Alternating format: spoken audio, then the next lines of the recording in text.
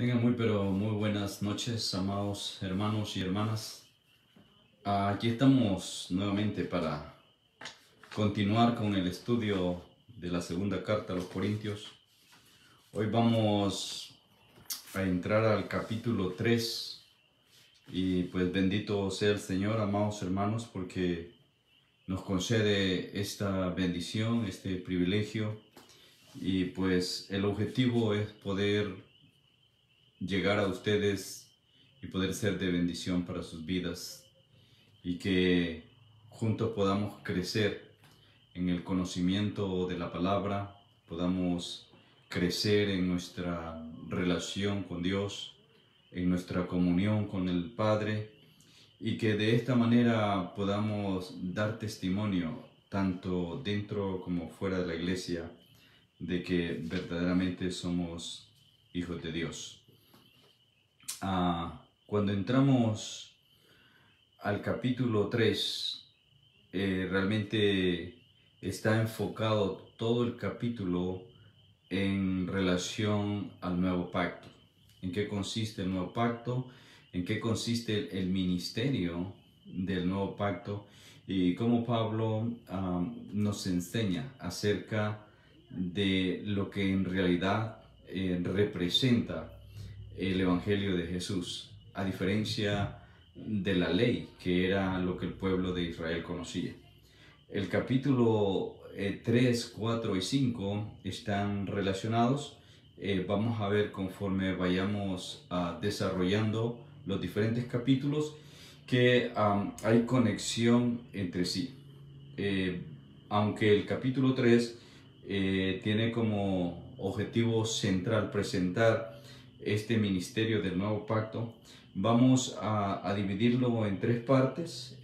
Vamos a ver primero los tres versos del 1 al 3 acerca de los Corintios como la carta viviente, como esa carta de carne y hueso, en la cual Pablo expresa el resultado de la obra del Evangelio predicado por él en el corazón de los corintios, ¿no? Entonces le dice, ustedes son esa carta, ¿no? Luego en la segunda porción vamos a ver la competencia, o sea, la que le compete al apóstol Pablo como siervo de Dios, como ministro de Dios, como alguien que fue llamado por Dios para este ministerio. ¿Qué es lo que le capacita? ¿Qué es lo que le compete dentro de su ministerio? Entonces ahí estaremos hablando versos 4 al 6, y luego del 7 al 18 pues ya directamente lo que es con lo del nuevo pacto, ¿no? Entonces de esta manera distribuimos este capítulo 3, y como dije están íntimamente relacionados entre 3, 4 y 5, manteniendo este mismo concepto. Para los judíos, el cristianismo era una nueva religión. De hecho, en Israel se conocía como los religiosos lo identificaban como una secta, ¿verdad? Porque era un movimiento que empezó por medio de Juan el Bautista, fue confirmado por Jesús y después fue esparcido por los apóstoles y después por todos los discípulos que recibieron a Cristo, que creyeron en Cristo, y se fueron extendiendo por todo el mundo, al punto donde hoy día nosotros pues disfrutamos de las bendiciones de este evangelio. Decíamos entonces que el apóstol Pablo expresa la función pastoral en estos tres capítulos, 3, 4 y 5. Vamos a ver cuál es la función de un ministro, cómo debe de obrar un verdadero ministro, un verdadero siervo de Dios. Y entonces menciona diferentes aspectos que como iglesia es necesario que lo conozcamos. No solamente los que somos ministros, sino también es importante que la iglesia también conozca y domine esos aspectos. ¿Por qué?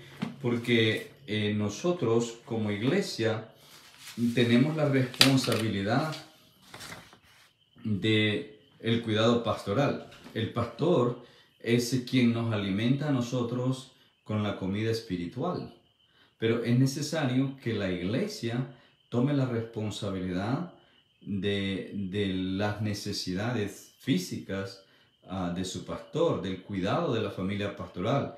Yo sé que muchas iglesias lo hacen, pero la gran mayoría no lo hace. La gran mayoría de las iglesias no cuidan de su pastor, y eso trae falta de bendición. Por eso que la iglesia nunca prospera, la iglesia vive estancada, vive en crisis, en calamidad, porque no han entendido cómo es que funciona esto. Entonces Pablo empieza esta carta hablando acerca de la recomendación. Entonces, y es interesante porque es en esta carta donde Pablo usa varias veces este término de recomendación, en lo cual él aclara, dando a conocer que como siervo de Dios no necesitamos una carta de recomendación, porque Jesús dijo que por los frutos nos íbamos a conocer. Entonces el verdadero siervo de Dios no necesita una carta de recomendación, sino lo que necesita es el testimonio vivo de las personas a quienes les ha predicado, las personas a quienes les ha enseñado, las personas con quienes ha compartido el Evangelio. Estas vidas transformadas, estas vidas renovadas, estas son las que hablan acerca de mi autoridad como siervo de Dios. Pero cuando no hay tal testimonio, entonces no hay tal respaldo, entonces es porque realmente Dios no está respaldando la obra a través de ese siervo o de esa sierva. Y esto es lo que como iglesia necesitamos aprender. Textualmente dice el verso 1, ¿comenzamos otra vez a recomendarnos a nosotros mismos? ¿Okay? Ahora, acuérdense que en el capítulo 2, Pablo termina haciéndole ver a los corintios que en Cristo Jesús somos vencedores, que Cristo Jesús nos da la victoria. Pero entonces ahora el capítulo 3 comienza, necesitamos entonces recomendación, necesitamos otra vez que alguien nos recomiende para que puedan entonces escuchar lo que tenemos que decir, para que puedan escuchar el Evangelio. Necesitamos que alguien escriba dando a conocer quiénes somos. La otra pregunta es, ¿o tenemos necesidad como algunos de carta de recomendación para vosotros o de recomendación de vosotros? O sea, en las dos direcciones, ¿necesitamos una carta que nos recomiende con ustedes o necesitamos una carta donde ustedes nos recomiendan a nosotros? Entonces, es importante porque el siervo de Dios, el verdadero siervo de Dios, no necesita una recomendación. El verdadero siervo de Dios basta con escucharlo hablar, basta con observarlo cómo se expresa, cómo se mueve, cómo vive. Eso da testimonio de que es un verdadero siervo de Dios. Mas, sin embargo, algunos por su mal testimonio, pues van a necesitar una carta donde se les recomiende para que la gente que no los conoce los acepte y acepten la predicación que traen, el evangelio que trae. Ahora, Pablo nos deja ver que nosotros, los verdaderos siervos de Dios, lo único que necesitamos es tener el respaldo divino, tener el respaldo de Dios. Y si Dios está con nosotros, entonces no necesitamos absolutamente nada más. Es todo lo que se necesita. El respaldo divino, el respaldo de Dios. Entonces, dice en el verso 2, nuestras cartas son ustedes. ¿Ok? ustedes son nuestra carta. ¿Por qué? Porque ustedes son la evidencia de que el evangelio que predicamos es según la verdad, es según la palabra de Dios, es según el propósito de Dios, y ustedes mismos son resultados. O sea, el cambio en sus vidas es fruto de la obra que Cristo ha hecho en sus corazones como producto del evangelio que nosotros les hemos predicado.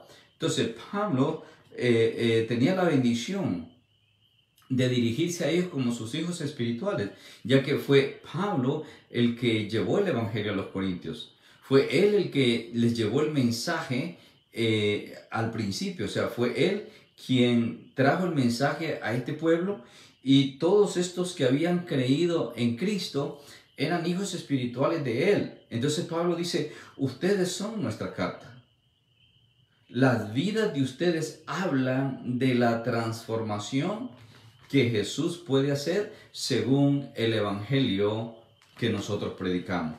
Entonces, ustedes, dice, son esa carta. Estamos en el verso 2 para los que acaban de entrar. Ustedes son esas cartas que han sido escritas en los corazones, conocidas y leídas por todos los hombres.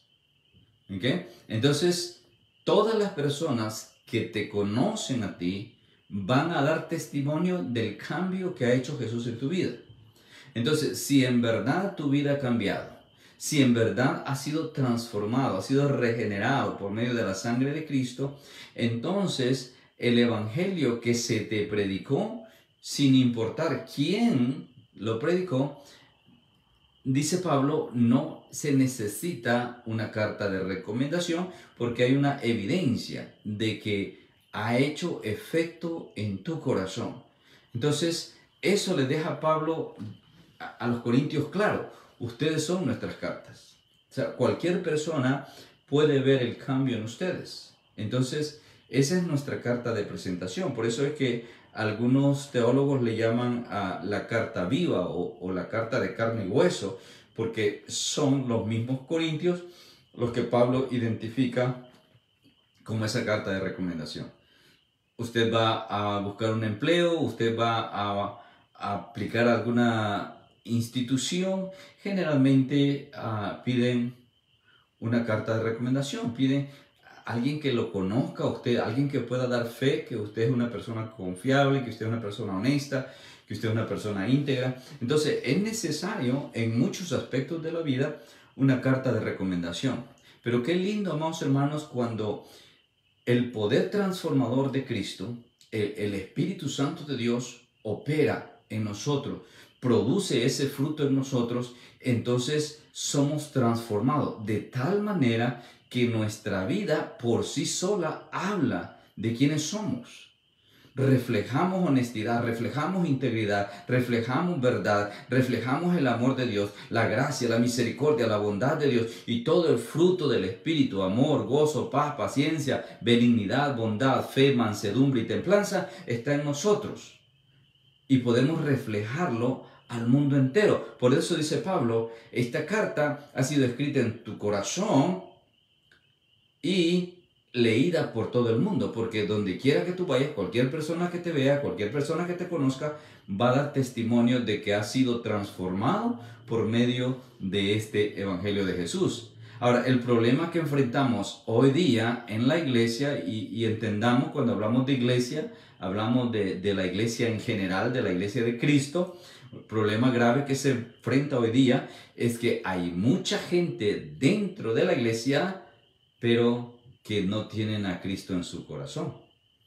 Entonces, esto está generando mucha confusión, tanto dentro como fuera de la iglesia, porque tenemos una cantidad de personas que se identifican como cristianos, que han adoptado un lenguaje religioso, han adoptado un estilo de vida religioso, mas sin embargo sus corazones están ajenos a Dios. Y por eso es que de repente los vemos llevando un estilo de vida completamente opuesto al que la palabra enseña, y por eso es que no pueden dar testimonio de esa transformación, no pueden hablar de la transformación que genera el Espíritu de Dios porque ellos mismos no lo han experimentado. Ellos mismos necesitan ese cambio. Entonces, este tipo de personas en la iglesia está contaminando la iglesia y está dando lugar a que el enemigo avance y gane terreno. Sabemos que la meta de Satanás es destruir la iglesia. Bendito sea el Señor, que Jesús dijo que las puertas del infierno no van a prevalecer en contra de su iglesia, la iglesia de Cristo. Ahora, la iglesia local, la iglesia X, la iglesia Y, sí puede ser destruida por el enemigo. Ahora, ¿cómo es que va a ser destruida si es que Cristo no es el centro de esa iglesia? Si es que Cristo no habita en el corazón de los miembros de esa iglesia. Y puede ser una iglesia enorme y de repente, ¡pum!, se cae, se muere, se acabó. ¿Qué pasó? ¿Falló Dios? ¿Quedó Jesús como mentiroso? No, en ninguna manera. Lo que sucedió es que todas estas personas se congregaban, llevaban un estilo de vida religioso, mas sus corazones estaban lejos del Señor, y como no tenían el favor de Dios, no tenían el respaldo de Dios, entonces un día toda esa organización, toda esa identidad que había eclesiástica se vino al suelo y se acabó, dejó de existir. Entonces, es importante que nosotros miremos, porque en los últimos 10 años hemos visto muchas iglesias locales simplemente desaparecer, morir. Ahora, ¿de dónde viene eso? Bueno, es que le dan lugar al enemigo, le dan terreno al enemigo, y cuando tú le das terreno al enemigo, ya sea en tu vida, en tu matrimonio, en tu casa o en la iglesia, viene para arrasar con todo, para hacer desastre. O sea, no va a andar contemplando. Por eso es importante agarrar el consejo, como nos dice la palabra, que no demos lugar al diablo. Entonces vemos que en estos 3 versos Pablo le dice a los corintios: ustedes son nuestra carta de recomendación, ¿verdad? Y entonces vámonos ahora al verso 4 en adelante, hablar acerca de qué es lo que le compete a Pablo como ministro de Dios, como llamado de Dios, como siervo de Dios, con la certeza de que algunos de los corintios ya habían sido renovados, ya habían sido transformados, y sus vidas estaban dando testimonio acerca del cambio generado por Cristo Jesús al escuchar este evangelio. Entonces entramos al verso 4, donde Pablo dice que tal confianza tenemos mediante Cristo para con Dios. O sea, que esa obra regeneradora, esa obra transformadora, la hace Cristo Jesús y no nosotros. Ojo con esto, porque hay muchos predicadores, evangelistas, pastor, profeta, apóstol, querubín, serafín, como se llame, que anuncian la palabra, hablan la palabra, pero se dan el crédito a sí mismos, como si ellos fueran los que tienen el poder y la autoridad. Mas Pablo nos enseña que nosotros solo somos un instrumento, solo somos una vasija, solo somos algo en lo cual Dios se glorifica y nos usa para manifestar su poder y para dar a conocer su gloria. Pero lamentablemente hay mucha gente que se olvida de esto, y medio tiene un nivel académico elevado o medio elevado y ya se cree superior a todo mundo. Se cree que se las sabe de todas, y las que no se las sabe se las inventa. Pero hermanos, el verdadero siervo de Dios no debe de actuar así. El verdadero siervo de Dios debe estar lleno de humildad, porque toda la gloria es para Dios. A mí me da vergüenza cuando escucho a pastores exigir respeto, exigir obediencia, exigir honra de parte de los feligreses. No, no debe de ser así. Si tú eres siervo de Dios y la iglesia te va a honrar, es porque nace en el corazón de la iglesia, es porque hay agradecimiento en el corazón de la iglesia, es porque han visto, como dice el escritor de Hebreos, tu ejemplo en fe y han aprendido de ti y quieren honrarte. Pero no podemos nosotros exigir, no podemos demandar, sino debemos nosotros ser ejemplo de sujeción a Cristo para que entonces la iglesia no tenga problema en sujetarse a nosotros como su pastor.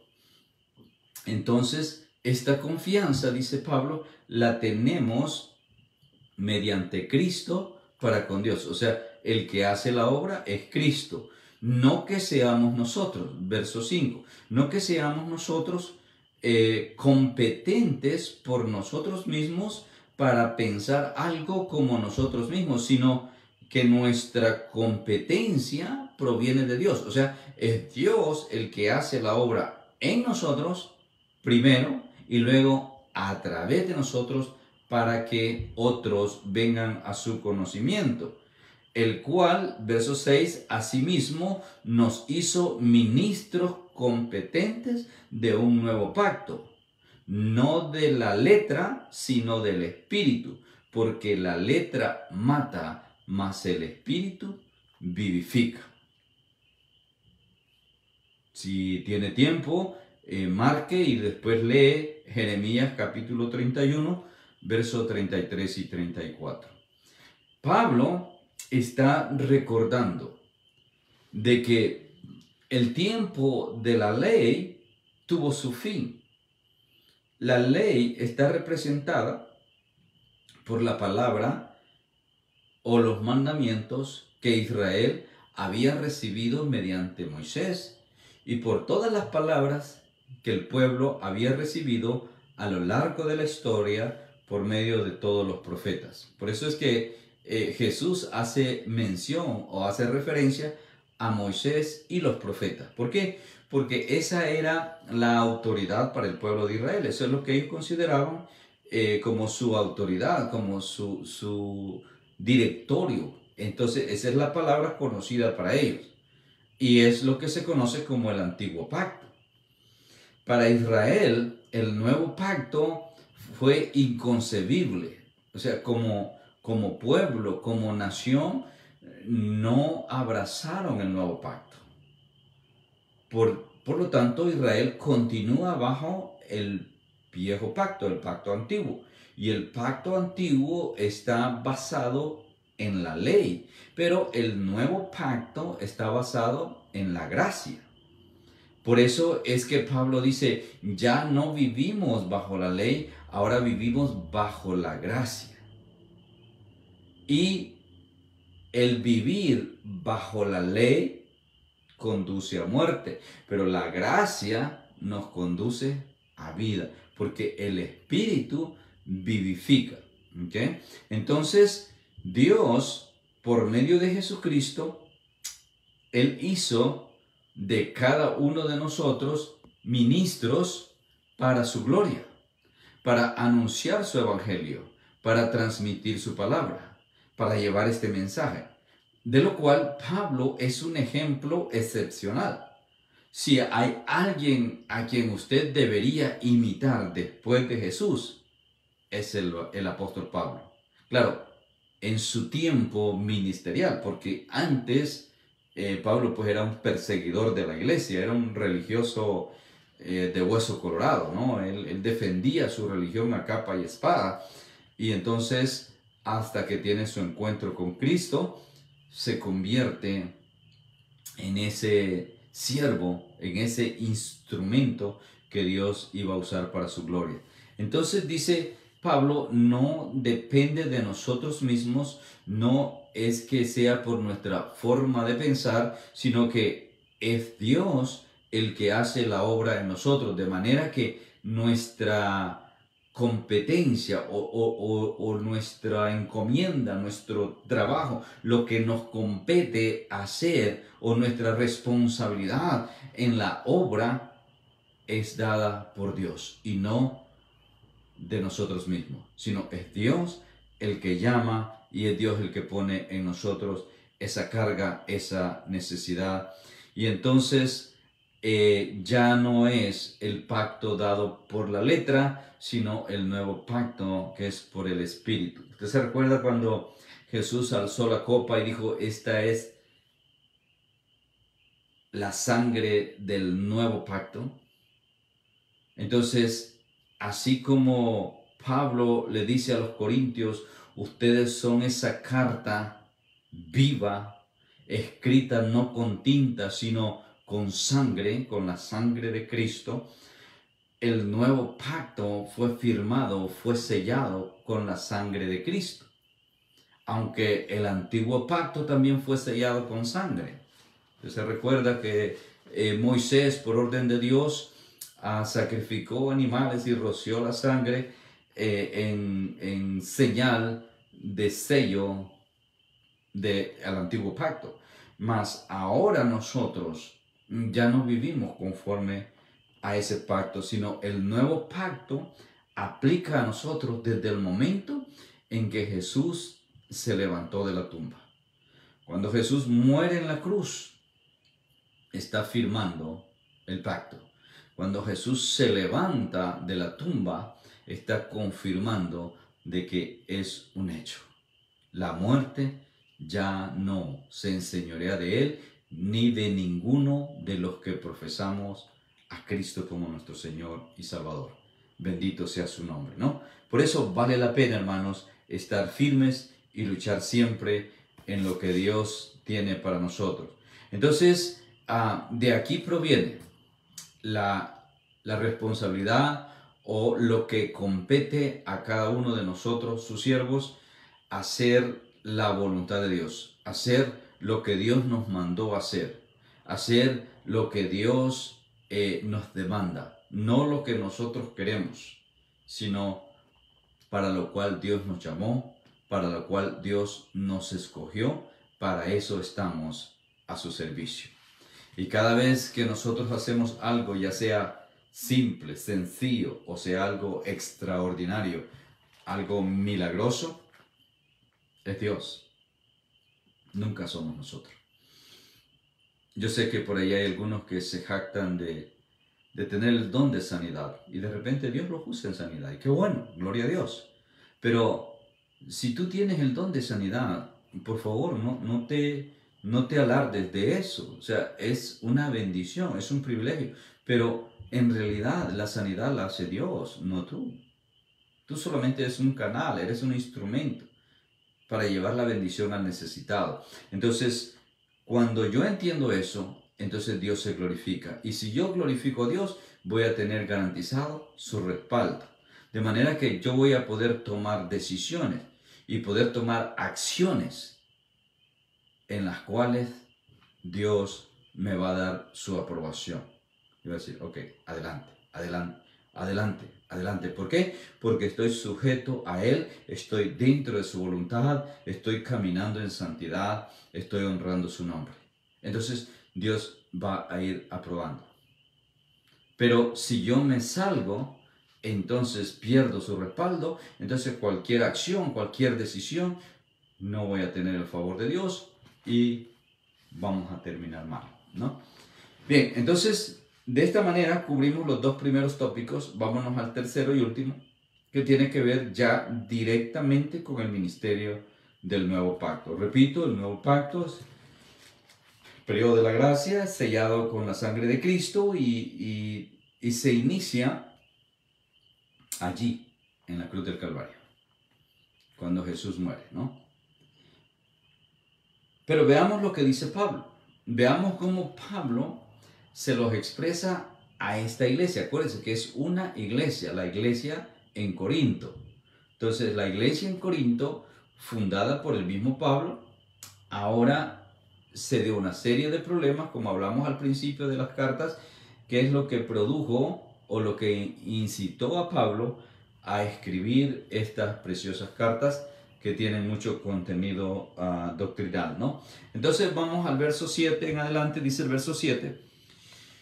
Y si el ministerio de muerte grabado con letras en piedras fue con gloria, tanto que los hijos de Israel no pudieron fijar la vista en el rostro de Moisés a causa de la gloria de su rostro, la cual había de perecer. Si usted lee en Éxodo capítulo 34, usted va a ver cómo era que la gloria de Dios se impregnaba en el rostro de Moisés y el pueblo se ponía, perdón, no el pueblo, Moisés se ponía un velo para que la gente no pudiera fijar o no pudiera contemplar la gloria de Dios que se manifestaba en él.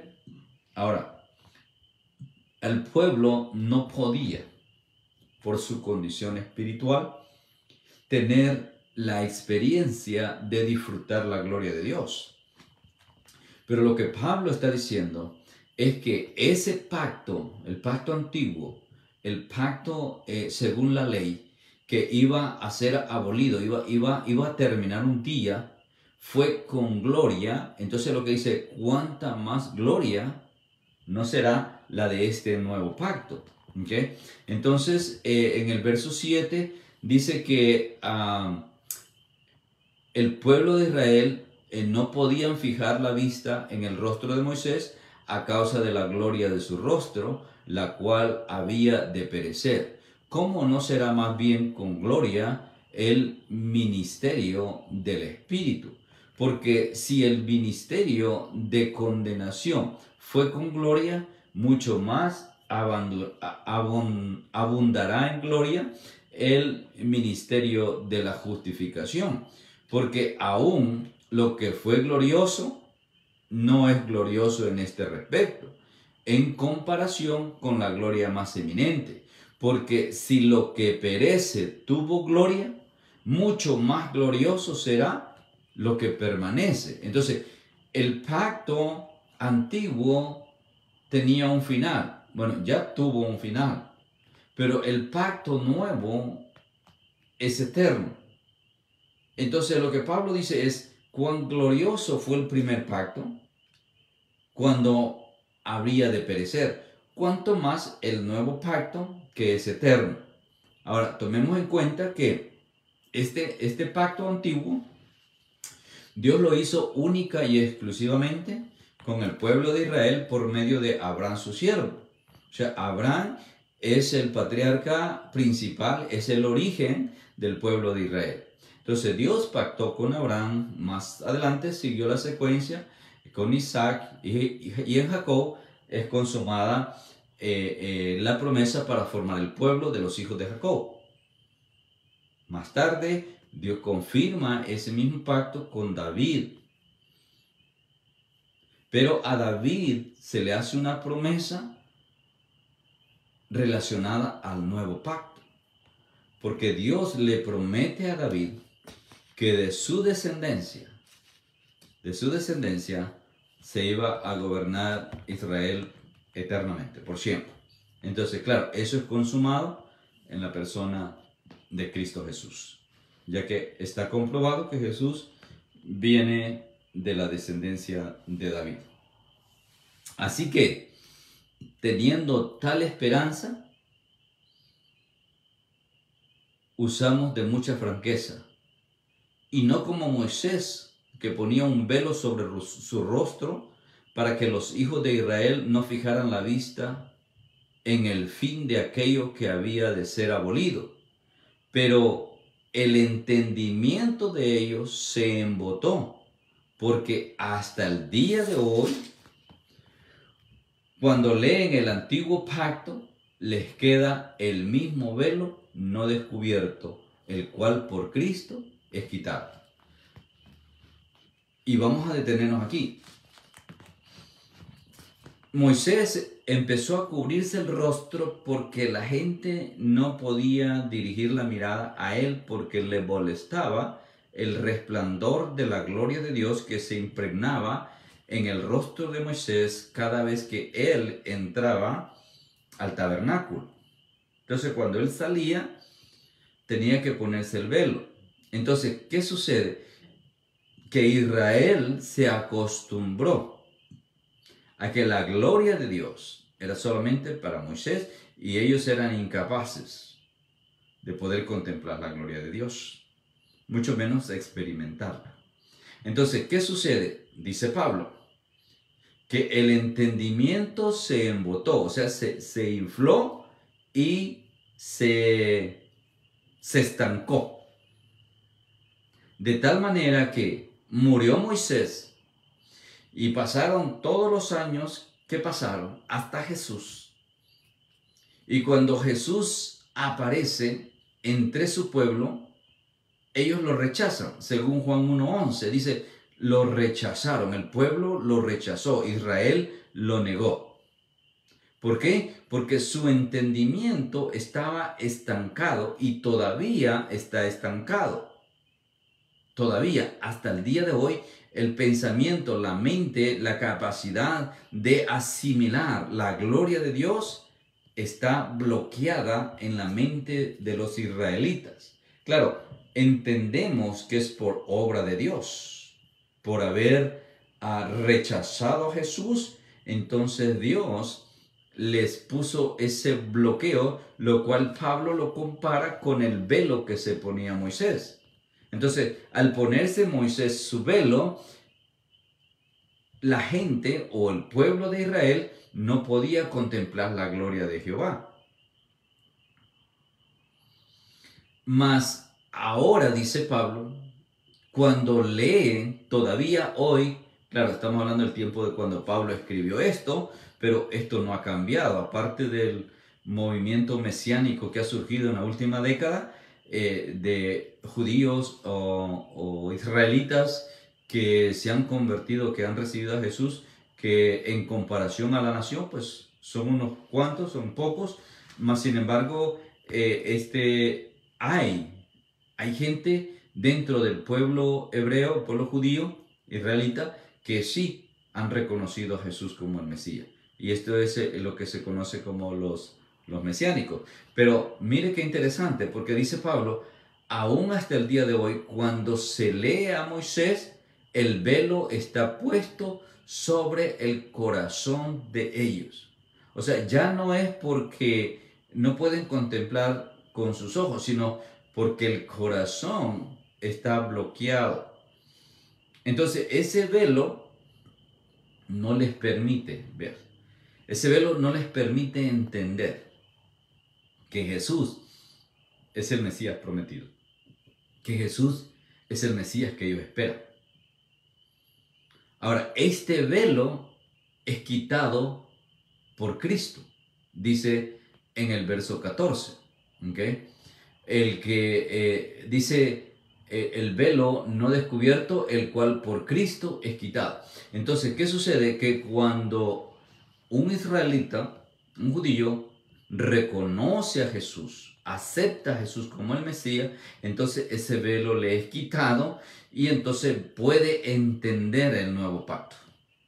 De lo contrario, no puede salir del pacto antiguo y no puede pasar de la ley a la gracia, porque el nuevo pacto no tiene nada que ver con la ley, sino más bien dice la Escritura que cuando entramos a ese nuevo pacto, la palabra y la ley en sí es escrita en nuestros corazones, de manera que no vivimos bajo la ley, pero vivimos la ley porque la ley está en nosotros.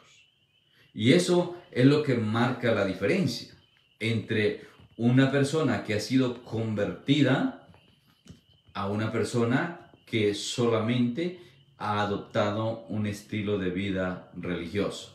Entonces, ellos todavía tienen ese velo. Ese velo lo quita Cristo. Ahora, lo interesante es que decía hace un momento que este nuevo pacto, a diferencia del primero, no es solo para los judíos. Este nuevo pacto abarca a todo el mundo gentil. Y por eso es que nosotros, que no somos israelitas, hoy podemos disfrutar de ser parte del pueblo de Dios. Ahora somos contados como hijos de Dios. Como dice el apóstol Pedro, somos esa nación santa escogida por Dios, un real sacerdocio.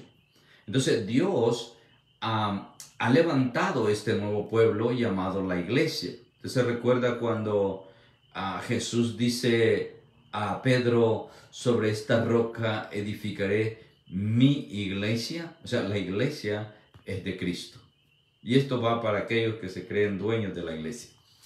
La iglesia es de Cristo, la iglesia es de Jesús. Nosotros somos únicamente hombres y mujeres a su servicio. Siervos del Señor somos.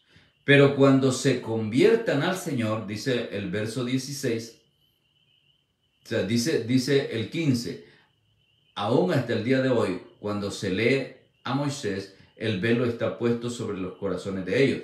Pero cuando se conviertan al Señor, el velo se quitará. Ahora, proféticamente está escrito que este velo va a permanecer en los judíos hasta el día del arrebatamiento de la iglesia. Cuando la iglesia sea levantada, cuando la iglesia suba a recibir a Cristo en las nubes, en ese momento este velo va a ser quitado.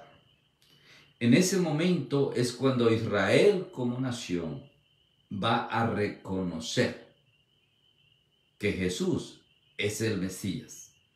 Entonces Israel va a reconocer que por todos estos años estuvieron equivocados, que estuvieron mal, y entonces es que se va a cumplir todo lo que está escrito en el libro de Apocalipsis. Entonces es que van a surgir esos 144,000. Entonces es que se va a levantar el pueblo de Israel como nación a proclamar a Cristo. Pero acuérdese, la iglesia ya no va a estar. La iglesia ya ha sido levantada. Quienes van a estar todavía son los religiosos que están en la iglesia. Aquellos que están en la iglesia pero en cuyo corazón Cristo todavía no ha entrado, entonces esta gente sí se va a quedar. Y esta gente es la que va a respaldar, porque ya conocen, porque ya fueron advertidos, y entonces muchas de estas personas se van a convertir allí en ese momento. Pero en ese momento no va a ser nada fácil, porque está escrito que cuando llegue ese momento, dará inicio la tribulación, y en ese tiempo de tribulación la mayoría de personas que confiesen a Jesús como su Señor, como su Salvador, van a tener que pagar con su vida, y no todos van a estar dispuestos a hacerlo. No todos van a querer pagar con su vida, y por eso es que muchos, teniendo la seguridad de que Jesús es el Mesías, ante las circunstancias y el dominio que va a tener el anticristo, van a terminar rechazando o negando a Jesús y optar por ponerse la marca de la bestia, lo cual los va a identificar ya como propiedad de Satanás, sin ninguna oportunidad a salvación. Pero eso va a pasar en el tiempo del fin, cuando la iglesia ya no esté acá.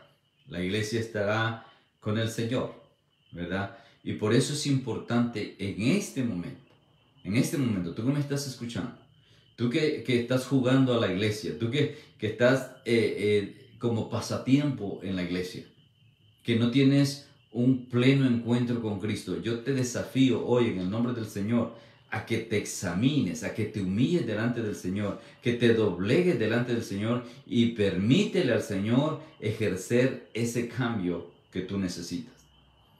Porque si tu vida no ha sido transformada, si tu carácter no ha sido transformado, si todavía estás viviendo una vida cristiana mediocre, es porque hay algo que está fallando en tu corazón, es porque hay algo que no está claro en cuanto al evangelio libertador, del cual Pablo nos expresa en estos versos como el ministerio del nuevo pacto. porque el Señor es el Espíritu. Leo verso 17. Y donde está el Espíritu del Señor, ahí hay libertad. El Espíritu de Dios es depositado en nuestro corazón el día que nosotros reconocemos a Jesús como nuestro Señor y Salvador. Para el judío, para el israelita, se cae el velo, lo que les bloquea contemplar la gloria de Dios. Pero para nosotros los gentiles que no tenemos ese velo, para nosotros se nos da libertad. Para nosotros se rompe toda atadura, toda cadena que nos ata al pecado, que nos ata a las tinieblas, se rompe cuando Jesús viene a nuestro corazón, y entonces es que las cosas empiezan a cambiar, entonces es que hay una transformación en mi estilo de vida. Ahora, mucha gente dice con su boca que reconoce a Jesús como su Señor, pero el problema es que según Romanos capítulo 10, el que yo lo confiese con la boca es la segunda parte, porque la primera parte, la más importante, según Romanos 10:9, es que yo crea en mi corazón. Porque si yo confieso con la boca, pero no creo en el corazón, entonces me voy a volver una persona religiosa. Entonces voy a aprender religión y voy a vivir religión. Y como la religión no salva, ¿qué va a pasar? El día que venga el Señor, pues me voy a quedar. O el día que muera, me voy a llevar tremenda sorpresa. Porque mi nombre no va a estar escrito en el libro de la vida. Mi nombre es anotado en el libro de la vida en el mismo momento que de corazón yo recibo a Cristo. Cuando de corazón sincero yo le digo a Jesús, te recibo como mi Señor, como mi Salvador. Yo reconozco que tú eres el Hijo del Dios viviente y te entrego mi vida. En ese mismo instante dice la Escritura que tú eres sellado con el Espíritu Santo de Dios y que tu nombre va a ser escrito en el libro de la vida. Y a partir de ese momento, tú aseguras tu salvación, aseguras la vida eterna. Y por eso es que Pablo hace énfasis en este ministerio. ¿Cuán importante es este ministerio del nuevo pacto? Entonces, para nosotros como gentiles, pues no aplica lo del nuevo pacto porque nosotros jamás vivimos bajo el antiguo pacto. Yo sé que de repente hay gente por ahí, iglesias, que religiosamente quieren vivir según el antiguo pacto. Eso no tiene nada que ver con los gentiles. Eso es o fue para Israel. Para nosotros los gentiles se extendió el nuevo pacto. Esto de lo que Pablo está hablando acá. Y por eso es que cuando Pablo le explica esto a los corintios, tomen en cuenta que algunos no eran judíos. De la gente de Corintio había gente que no era judía. De repente habían algunos por ahí que eran judíos, pero en su gran mayoría eran gentiles. Entonces cuando Pablo hace ver que ha empezado el nuevo pacto, es porque aquellos que habían crecido y habían vivido bajo el pacto antiguo, bajo la ley, estaban acostumbrados a una religión llamada judaísmo. El judaísmo como tal es una religión más. Y si no, acuérdense cuando los primeros gentiles empezaron a entrar a Jerusalén, que el apóstol Pedro se apartaba, les huía, no se quería relacionar con ellos y Pablo tiene que exhortarlo. Pablo lo confronta y le dice, no está bien lo que estás haciendo. Porque ellos estaban practicando o queriendo practicar el judaísmo dentro del cristianismo, y entonces como estos gentiles no eran circuncidados, entonces estos estaban tratando de que se circuncidaran, que tenían que circuncidarse para poder entrar al reino de los cielos. Entonces Pablo tiene que decirle, no, en el nuevo pacto la circuncisión que vale es la del corazón. y ya no la de la carne. Porque a Israel se le ordenó que debía circuncidarse como sello, como señal, como marca, traían la circuncisión hecha en la carne, que los identificaba como hijos de Dios. Pero en el nuevo pacto, la circuncisión viene del corazón. Por eso es que Romanos 10:9 dice que en el corazón debes de creer para justicia. O sea, es cuando crees en tu corazón que eres justificado. Y cuando lo declaras con tu boca, afirmas tu salvación. Pero es necesario que venga del corazón. Entonces, en el nuevo pacto, dice Pablo, es la circuncisión del corazón la que cuenta. Por eso es que las personas que solamente dicen con su boca, hacen la profesión de fe, pero no han creído en su corazón, entonces van a estar entre nosotros, se van a identificar como hermanos, pero su conducta, su estilo de vida, su falta de cambio es la que va a dar testimonio de que en verdad no son hijos de Dios. Y lamentablemente cada día son más personas así en medio de la iglesia. Muchas más personas están entrando así. Personas que están buscando un bienestar personal, personas que están buscando sentirse bien, que creen que pueden engañar a Dios. Hay personas que religiosamente piensan que si le dan el día domingo al Señor, y ni el día, sino con asistir al templo el domingo, ya tienen ganado el perdón, ya tienen todo listo, y luego viven de lunes a sábado como les da la regalada gana. Tremendo error, un error religioso, que mucha gente lo tiene como hábito. Entonces el domingo hay que ir al templo porque es domingo, pero el resto de la semana ¿qué? Entonces no es solamente una iglesia de domingo, la iglesia de Cristo es de todos los días, de lunes a domingo. Si bien es cierto, el domingo nos reunimos para celebrar la victoria de Jesús sobre la tumba, pero el domingo es para celebrar. Pero venimos el domingo al templo a celebrar lo que hemos experimentado durante la semana al vivir de la mano con Cristo, al compartir con el pueblo de Cristo. Pero si yo no tengo ninguna conexión con Dios, no tengo ninguna conexión con Cristo, no tengo ninguna conexión con el pueblo de Cristo, entonces el domingo, ¿qué voy a celebrar? No tengo nada que celebrar el domingo. Pero es día de iglesia, hay que ir al templo y ahí vamos para el templo. Incluso algunos llegan hasta peleados. Y si usted es uno de ellos, por favor, no lo estoy diciendo por usted, pero sí para usted. ¿Cuántas veces han llegado peleados con su esposa? Pero es domingo, hay que ir a la iglesia, hay que ir al templo. Pero no has entendido. No has entendido, porque dice la Escritura que ni siquiera tu ofrenda es válida, es aceptable si estás en conflicto con alguien. Dice la Escritura, ve y arréglate con tu hermano y entonces trae tu ofrenda para que sea grata, para que sea acepta delante de Dios. Y si la ofrenda que tiene un valor físico, un valor monetario, Dios la rechaza, imagínate si no va a rechazar tu alabanza, tu acción de gracia, todo lo que tú quieras decir de Dios. Sale sobrando. Entonces, por eso es que hay que abrir el corazón y dar lugar que el Espíritu de Dios haga esa obra en nosotros. O sea, es el Espíritu de Dios en nosotros, no somos nosotros. Y este ministerio del nuevo pacto nos ha sido dado a todos los que somos parte de la iglesia de Cristo.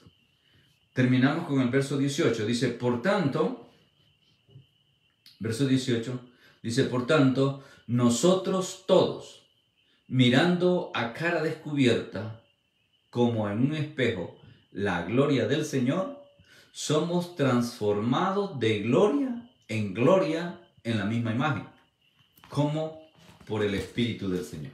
Entonces, esta transformación es constante, es continua. Todos los días nos vamos pareciendo más a Cristo. Todos los días vamos dejando cosas del viejo hombre y nos vamos llenando de la nueva criatura, de la criatura espiritual, y entonces vamos creciendo espiritualmente para gloria del Señor. Ahora, esto lo hace el Espíritu de Dios que está en nosotros. O sea, no es por nuestra fuerza, no es por nuestra voluntad, sino el Espíritu de Dios que ya mora en nosotros, que recibimos el día que aceptamos a Cristo. Él es el que va transformando nuestro ser. Ahora, volvemos a repetir lo anterior. Si tú tienes 5, 10, 15, 20 años en una iglesia, 20 años que aceptaste a Cristo, pero esa transformación todavía no es consumada, todavía no se ve ese cambio, todavía estás patinando en lo mismo que estabas antes de conocer a Cristo, según tú. Entonces déjame decirte la realidad, la verdad en tu caso es que en tu corazón no está Cristo, está en tu mente. Estás consciente de que Cristo es la respuesta, estás consciente de que Cristo salva, estás consciente de que Cristo murió por ti, estás consciente que debes aceptarlo, estás consciente que Él es el único, estás consciente. Pero mientras no abras tu corazón y le des lugar a que venga a reinar tu vida, a gobernar tu vida, entonces ¿qué sucede? Que el Espíritu de Dios no está en ti. Y si el Espíritu de Dios no está en ti, entonces sí, tú puedes incluso sufrir una posesión demoníaca. Algo que es imposible para alguien que de verdad tiene a Cristo, porque si alguien de verdad tiene a Cristo, tiene el Espíritu de Dios, por lo tanto no hay lugar para otro espíritu.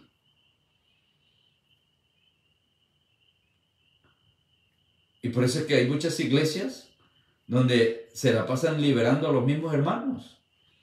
Y usted, me imagino, más de una vez ha sido testigo. Iglesias donde hay hermanos o hermanitas que hay que estarlas liberando a cada rato. ¿Cómo así? No, eso no puede ser.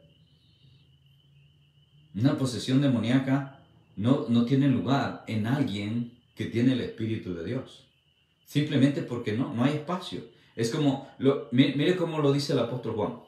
Dice que el que de verdad está en Cristo, dice, no puede practicar el pecado, y la razón por la que no puede practicar el pecado es porque la simiente de Dios, o sea, el Espíritu Santo de Dios, está en nosotros, está en tu corazón, por eso es que no puedes practicar el pecado.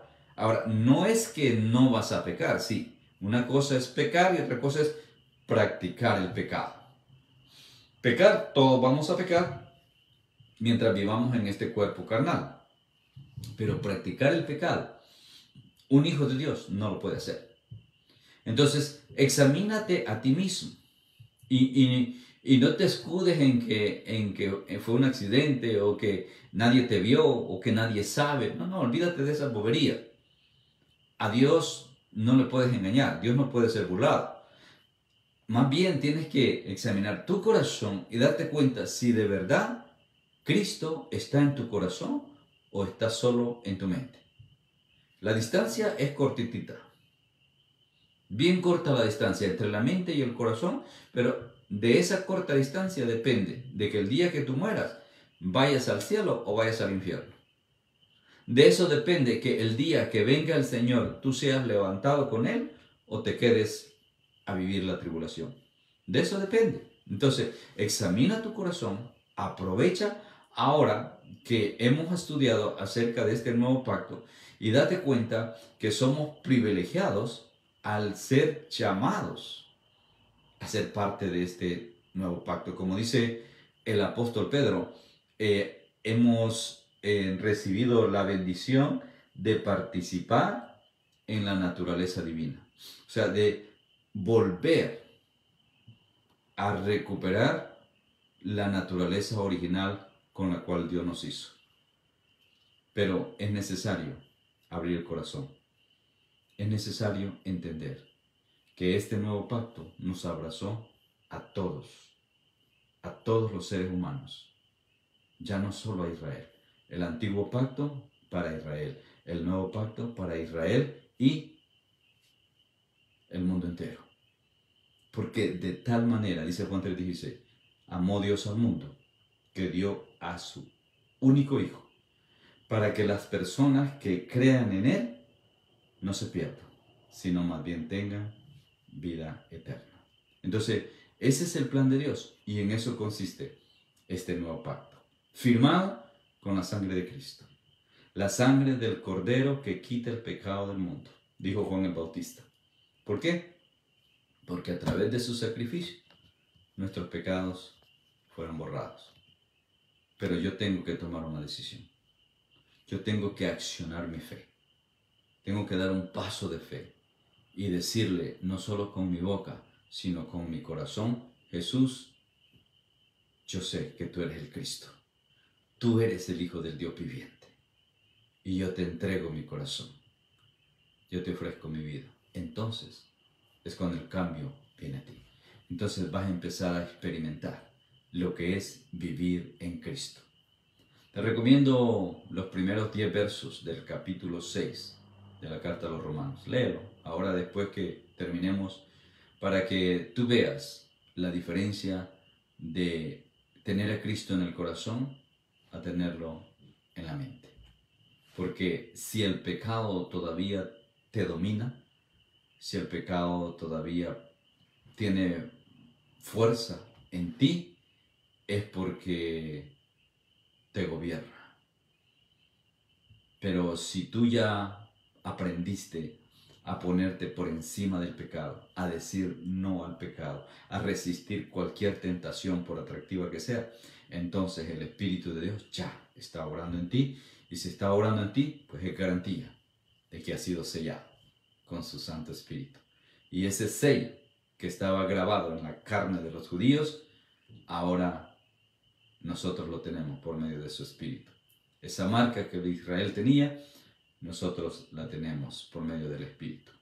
Así que mi deseo es para cada uno de ustedes que en verdad entiendan lo que es el nuevo pacto, que en verdad entiendan cuál es la función ministerial de cada siervo, de cada discípulo y de cada miembro de la iglesia que es el cuerpo de Cristo.